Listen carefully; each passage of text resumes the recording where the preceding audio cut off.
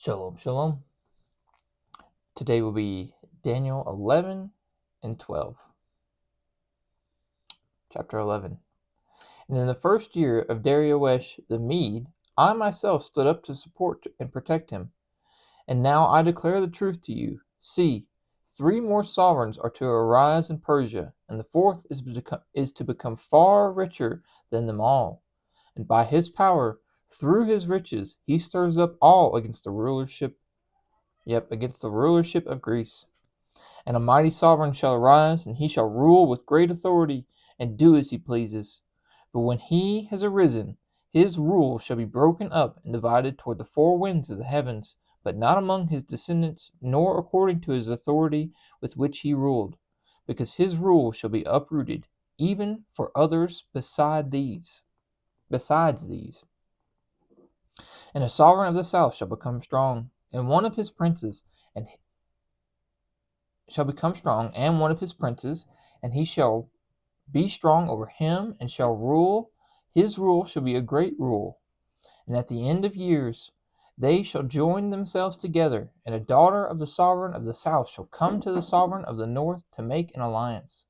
But she shall not retain the strength of her power, nor would he or his power stand. And she shall be given up with those who brought her, and he who brought her forth, and he who supported her in those times. But from a branch of her roots one shall arise in his place, and he shall come into the defense and come into a stronghold of the sovereign of the north, and shall act against them, and shall prevail.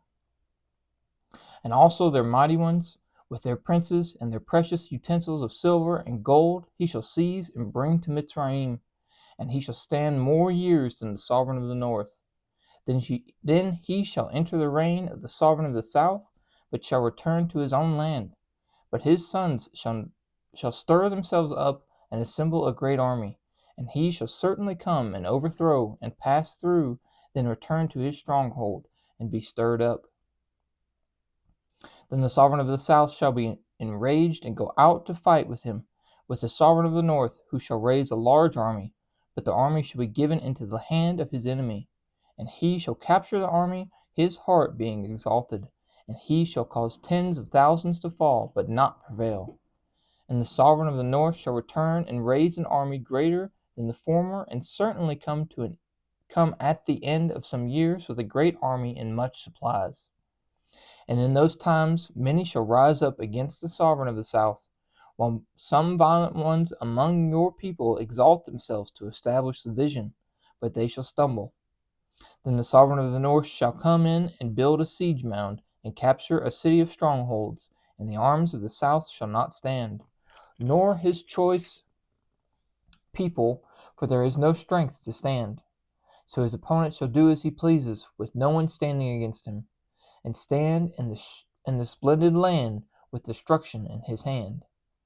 And he shall set his face to enter with the strength of his entire rule, and make an alliance with them, and he shall do so, and give them the daughter of women to corrupt her, but she shall not stand, neither be for him. Then he shall turn his face to the coastlands and capture many. But a ruler shall bring the reproach against them to an end, and with the reproach removed, he shall turn back to him. Then he shall turn his face toward the strongholds of his own land, but shall stumble and fall, and not be found. And in his place one shall stand up who imposes taxes on the adorned city of the rule, but within a few days he is destroyed, but not in wrath or in battle. And in his place shall arise a despised one, to whom they shall not give the excellency of the rule, but he shall come in peaceably, and seize the rule by flatteries. And the arms of the flood shall be swept away from before him, and be broken, and also the prince of the covenant. And after they join him, they shall work deceit, and shall come up and become strong with a small nation. He shall enter peaceably, even into the richest places of the province, and do what his fathers have not done, nor his forefathers, distribute among them plunder and spoil and supplies, and devise his plots against the strongholds, but only for a time. And he shall stir up his power and his heart against the sovereign of the south with a great army, and with the sovereign of the south, and the sovereign of the south shall be stirred up to a battle with a very great and mighty army, but not stand, for they shall devise plots against him.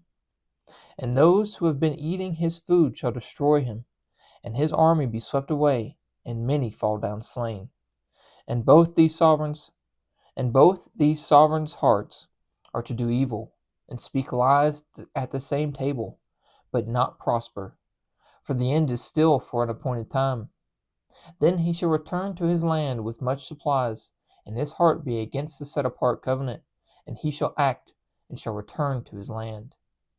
At the appointed time he shall return and go toward the south, but it shall not be like the former or the latter. For ships from Kittim shall come against him, and he shall lose heart, and shall return and rage against the set apart covenant, and shall act, and shall return and consider those who forsake the set apart covenant. And strong ones shall arise from him, and profane the set apart place, the stronghold, and shall take away that which is continual, and set up the abomination that lays waste. And by flatteries he shall profane those who do wrong against the covenant. But the people who know their Elohim shall be strong, and shall act. And those of the people who have insight shall give understanding to many, and they shall stumble by sword and flame, by captivity and plundering for days. And when they stumble, they shall be helped a little help, but many shall join them by flatteries.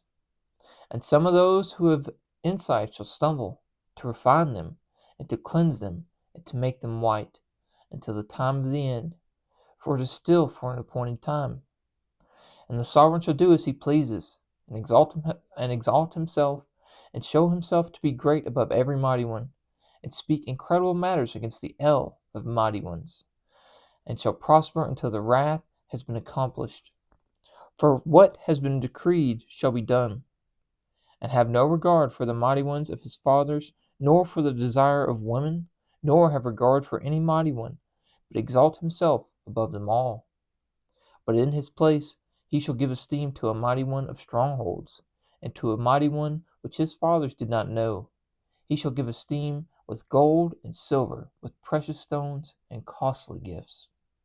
And he shall act against the strongest strongholds with a foreign mighty one, which he shall acknowledge. He shall increase his esteem, and cause them to rule over many, and divide the land for gain.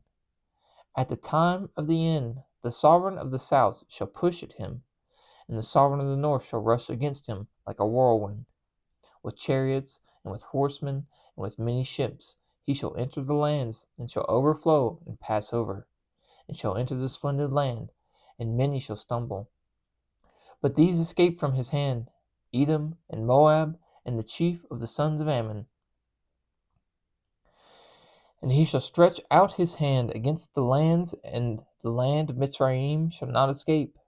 And he shall rule over the treasures of gold and silver, and over all the riches of Mitzrayim. And Libyans and Cushites shall be at his steps. Then reports from the east and the north shall disturb him, and he shall go out with great wrath to destroy, and put many under the ban. And he shall pitch the tents of his palace between the seas and the splendid set apart mountain, but shall come to his end with none to help him.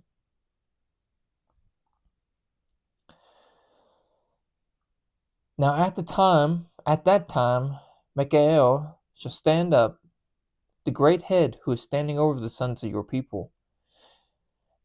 And there shall be a time of distress, such as never was since oh goodness, words. I'm stumbling because I'm trying to determine now at that time. At what time?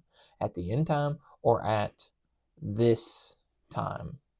I'm assuming this time. So anyway. And there shall be a time of distress such as never was since there was a nation, until that time. And at that time your people shall be delivered, everyone who is found written in the book. Okay, that's got to be after. It's got to be later. And many of those who sleep in the dust of the earth wake up, yep, some to everlasting life, and some to reproaches, everlasting abhorrence. And those who have insight shall shine like the brightness of the expanse, and those who lead many to righteousness like the stars forever and ever. But you, Daniel, hide the words and seal the book until the time of the end. Many shall diligently search, and knowledge shall increase. Then I, Daniel, looked and saw two others standing, one on this bank of the river and the other on that bank. And one said to the man dressed in linen, who was above the waters of the river, How long until the end of these wonders? And I have heard the man dressed in linen. And I heard the man dressed in linen, who was above the waters of the river, and he held up his right hand and his left hand to the heavens, and swore by him who lives forever, that it would be for an appointed times, and half a time. And when you have ended scattering the power of the set apart people, then all these shall be completed. And I heard, but I did not understand. So I said, My master, what is the latter end of these matters? And he said, Go, Daniel, for the words are hidden and sealed to the time of the end. Many shall be cleansed and made white and refined, but the wrong shall do wrong, and none of the wrong shall understand. But those who have insight shall understand. And from the time that which is continual is taken away, and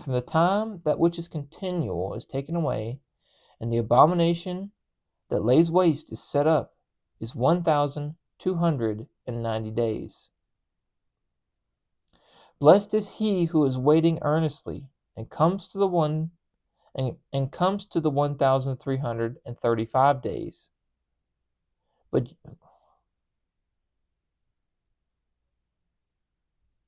that's interesting. But you go your way to the end, and rest, and arise to your lot at the end of the days.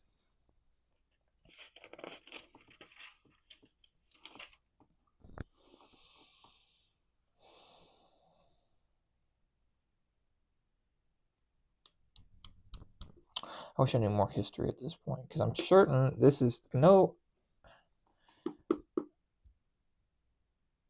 abomination that lays waste is a reference, or can be a reference to basically what happened in the book of Maccabees, the Maccabean rebellion. And if you don't know anything about that, I would strongly encourage keep reading, and then once we get to the end of this, read that, and then go to the New Testament. But Greece, Rome, Italy, however you want to view it, right? That part of the world became great. And I'm pretty sure this is a reference to them.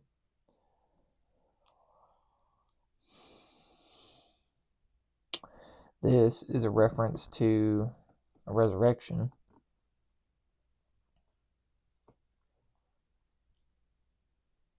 And a judgment that happens. Everybody's going to wake up. Everybody gets put back together.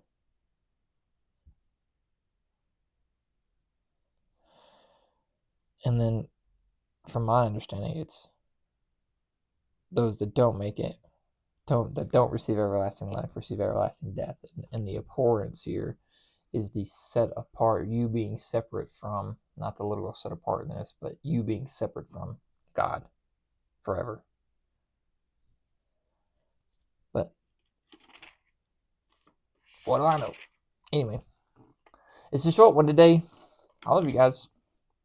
May Yahweh bless you and guard you. May Yahweh make his face shine upon you and show favor to you. May Yahweh lift up his face upon you and give you peace. Thus they shall put my name on the children of Israel, and I myself shall bless them. Shalom, shalom.